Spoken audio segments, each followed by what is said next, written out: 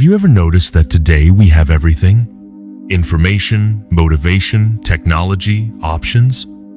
Yet we are confused. We keep asking, am I doing the right thing? Why am I not happy? Why? Is there emptiness inside me? Social media tells us what to think. Books tell us how to be successful, but no one tells us how to live. About 2,300 years ago, when there was no internet, no self-help industry, no productivity hacks, there was a person who spent his entire life on just one question. What is the good life? That person's name was Aristotle. He didn't chase happiness. He didn't worship success. He said if you learn to live the right way, happiness will follow you on its own. In today's audiobook, we will not give motivation. We will not give shortcuts. Today, we will learn the way to live through Aristotle's eyes, where life is not a race, but a practice. So if you are tired of pretending, confused by choices, and truly want clarity, listen calmly, because this book can change not your thinking, but your life's direction. Imagine a person, let's call him Leo. Leo's life looks completely sorted from the outside. Waking up at a fixed time, getting ready for the office, picking up the laptop bag, and leaving. He has a good corporate job. Salary comes at the end of the month. Going out with friends on weekends. Making the family feel proud from time to time. By society's standards, Arav is settled. People say, this guy's life is sorted. But this very thing disturbs Leo the most.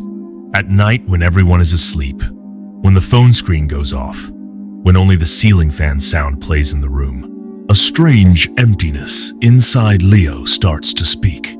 He lies in bed, eyes open, and one question keeps circling in his mind: is this what life is? That question is not dramatic. No crying. No big emotional breakdown. It is just a heavy feeling that settles on the chest, as if everything is fine, yet something is not fine. Every day, Leo tries to improve himself, learns new skills, watches productivity videos, makes goals. Every day, a race to get ahead of someone. Achievements on LinkedIn, curated moments on Instagram, and inside, a constant pressure to prove himself, yet no peace inside. Leo thinks maybe this is adulthood. Maybe everyone lives like this. Maybe happiness is in the future, after the promotion, after the package increase, after the next milestone. But the more he moves forward, the more he feels he is moving away from himself. One day, leaving work early, he wanders into an old library. He doesn't know why. Maybe the mind needed a little quiet. A library has a different kind of peace. Nobody proves anything there. There is no race, just books and people wandering among them. As Leo moves between shelves, his eyes fall on an old book. The cover is simple, not flashy. He reads the title, Aristotle's Way. He gives a slight smile. He thinks, what can such ancient wisdom teach in today's age? Today there is AI, hustle culture, fast life. What would Aristotle understand? Yet in some strange curiosity, he picks up the book, coming home at night. Without any expectations, he opens it. At first, he thinks this will be like other philosophy books. Heavy words, abstract ideas, far from practical life. But as he reads further, something starts to change. He realizes that Aristotle is not talking about the future. He is not saying what you will become, where you will reach, how much you will achieve. He is talking about the present. He is asking, how are you living right now? Aristotle doesn't ask, what will you achieve? He asks, what kind of person are you becoming? This question was uncomfortable for Leo, because he had never asked himself this. He had always asked about goals. What will the next role be? How much will the next salary be? What will the next achievement be? But he had never thought about what kind of person he was becoming inside through all of this. Slowly, he begins to understand his problem was not lack of success. His problem was lack of clarity. Character clarity. He was a good performer, but he didn't know whether he was moving in the direction of becoming a good person or not. He was efficient, productive, but whether he was wise, he had never even thought about that. Aristotle writes, life is not a destination. Life is not a checklist. Life is a daily training, a continuous practice. The way an athlete practices every day, whether there is a match or not, similarly, a person has to practice every day to become a better person. Character is not an overnight achievement.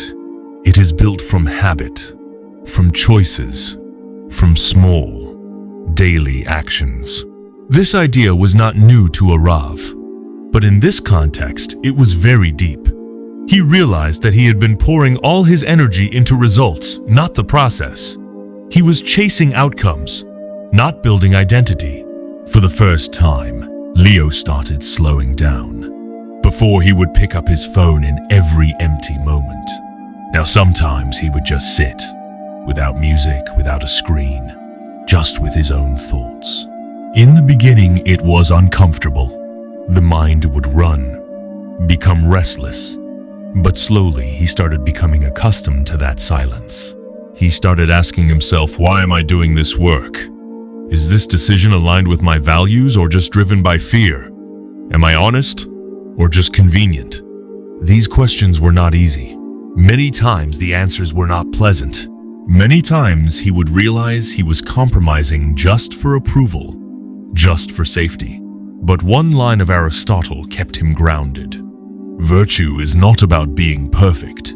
It is about choosing right repeatedly.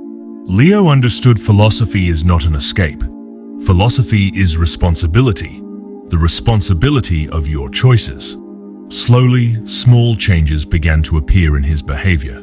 He started pausing before reactions. He didn't defend everything. He didn't treat every criticism as an attack. He started listening, truly listening. Friendships also began to change. Some people naturally drifted away because now he was no longer comfortable with shallow conversations. Some relationships deepened because now he was honest. Work also showed a difference. He didn't just work to impress. He started focusing on quality, on integrity. He understood that recognition is not in his control, but effort and intention are. The biggest change was that Arav no longer feared the future. Before, the future was a pressure. I need to become something. Now the future was an extension. Whatever I practice daily, that is what I will become. He was not happy every day. Aristotle had never promised that life would always be pleasant. But now, Leo remained grounded, stable. He knew that discomfort is not failure. Confusion is not weakness. It is part of growth. Arav had understood happiness is not a trophy that you win and place on a shelf. Happiness is a byproduct of living the right way. Chapter 1. Happiness is not pleasure. It is alignment. When Aristotle talks about happiness, he does not see it as some momentary feeling. For him, happiness is not a moment that comes and goes like laughter, excitement, or pleasure.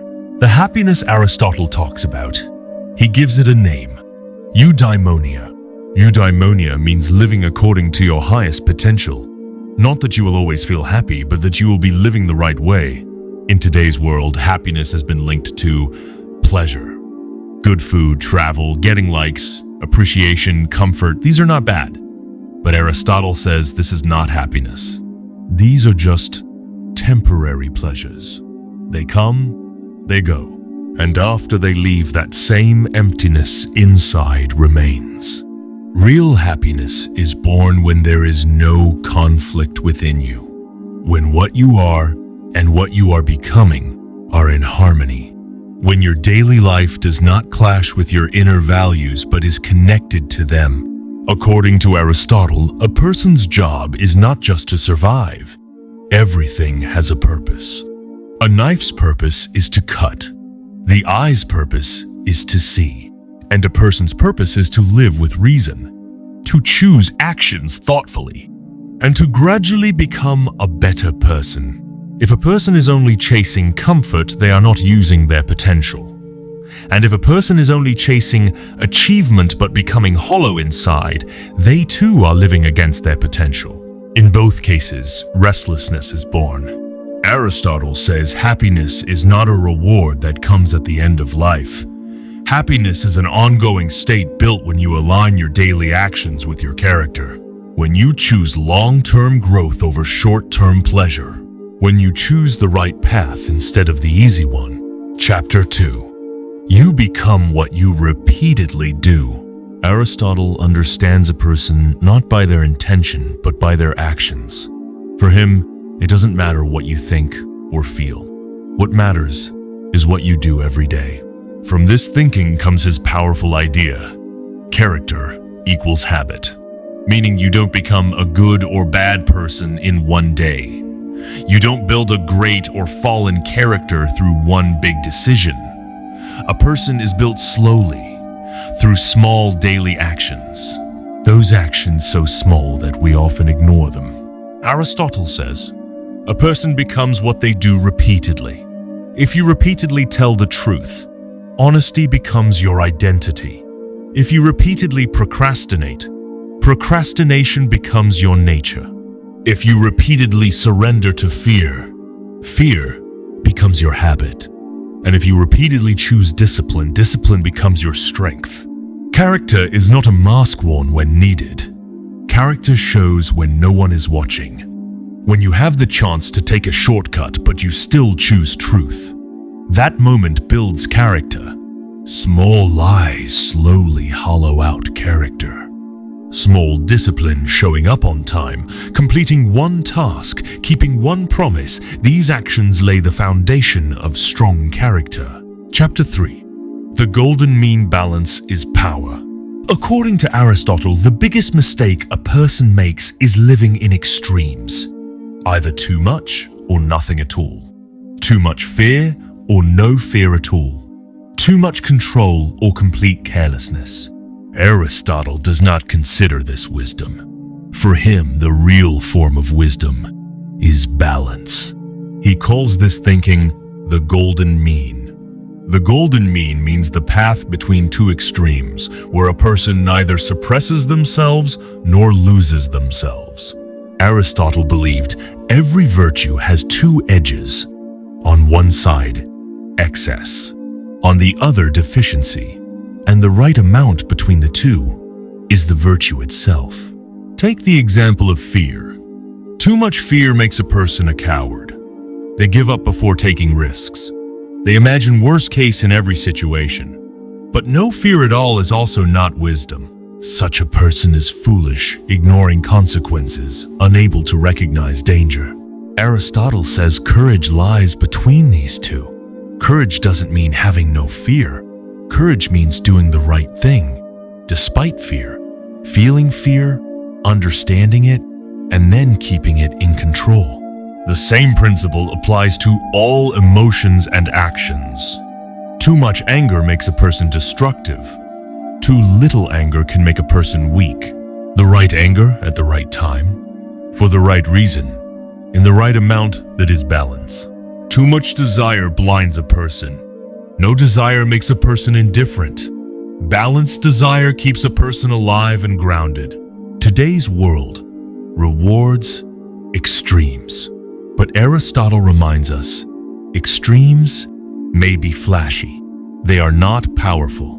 Real strength lies in balance. The golden mean is not neutrality. It is a conscious choice. Not cold, but balanced intensity. Chapter 4. Reason is your greatest weapon. Aristotle does not advise becoming stone. He does not say emotions are wrong or should be suppressed. Emotions are part of being human. Fear, anger, joy, sadness, all natural. But the problem is not having emotions. The problem starts when emotions begin to drive, and reason sits in the back seat. Aristotle believed that the biggest difference between a human and an animal is that the human has reason. the ability to think, to understand, to create a space between impulse and action. This space is a person's real strength. Today, we often do the opposite. First feel, then react, then regret. A message came, anger came, reply sent. Then think, I wish I had paused. A situation became uncomfortable. Ego was hurt. Decision made. Later realized the decision was taken from emotion, not understanding. Aristotle says, wisdom is not killing emotions. Wisdom is guiding emotions. Like a horse is powerful, but without a rein, it can cause damage. Reason is that rein. It gives the energy of emotion the right direction. Reason teaches you that not every feeling demands action. Anger is normal, but speaking on every anger is not necessary. Fear is natural, but running from every fear is not necessary. Desire is human, but following every desire is not necessary. The biggest skill, according to Aristotle, is to pause, to stop for a moment between reaction and action. In that moment, ask yourself, why am I feeling this? If I react now, what will the effect be? Is this aligned with my values? This pause can be very small, just a few seconds. But those few seconds can change life's direction. Chapter 5. Friendship is a moral mirror. For Aristotle, friendship was never a light thing. It was a moral relationship. One that doesn't keep a person as they are, but compels them to become better. Today, friendship often means someone who agrees with everything, who never makes us uncomfortable, who never challenges us. Aristotle considered this kind of friendship shallow. Such friendship gives comfort, but not growth. A true friend is not the one who always takes your side. A true friend is the one who can look you in the eye and tell you the truth, even when that truth is uncomfortable. Because truth can be uncomfortable, but it is what shapes a person. The people you spend time with, you gradually become like them. Their conversations, priorities, thinking all shape you. If your company normalizes shortcuts, integrity starts feeling heavy. If your company values growth, effort starts feeling natural. Chapter 6. Purpose is found in contribution. For Aristotle, a person was never a lone island. He considered a person fundamentally a social being. One who fully blossoms only by living with, among, and for others. According to him, if a person is only living for themselves, no matter how much they have, an emptiness slowly builds inside. Today, many people see purpose as a question. What is my purpose? What was I made for? Aristotle flips this question. He says, purpose is not something you sit and think about or suddenly discover. Purpose is an experience born from action, and that action is contribution. When a person lives only in receiving mode, their life keeps circling around themselves. My needs, my problems, my happiness, my pain. This circle keeps shrinking, and the smaller the circle, the more suffocation is felt. This is inner emptiness. Aristotle believed that meaning is born when a person steps outside their comfort and does something for someone else. It doesn't have to be something big. The world doesn't need to be changed. Contribution simply means your presence makes someone else's life a little better. When you teach someone, help someone, come of use to someone, you receive a different kind of satisfaction. It is not excitement. It is not loud happiness. It is a quiet feeling. I am not worthless. I am useful. According to Aristotle, this feeling is what keeps a person grounded. Contribution is not self-sacrifice. It doesn't mean erasing yourself. It means connecting your skills, your understanding, your energy to a larger good. When you do this, your life is no longer just yours. Depth comes into it. Today's world teaches you to be fast. Aristotle teaches you to be right. Today, people ask, how do I get ahead? Aristotle asks, are you becoming right on the inside? You will not become perfect. Aristotle also doesn't ask for perfection. He asks for practice. Every day, a little better judgment. Every day, a little more balance. Every day, a little more honesty. This is Aristotle's way. If you are confused today, the answer is not outside. It is hidden in your daily choices. And remember, success gives applause, but character gives peace. Subscribe to One Book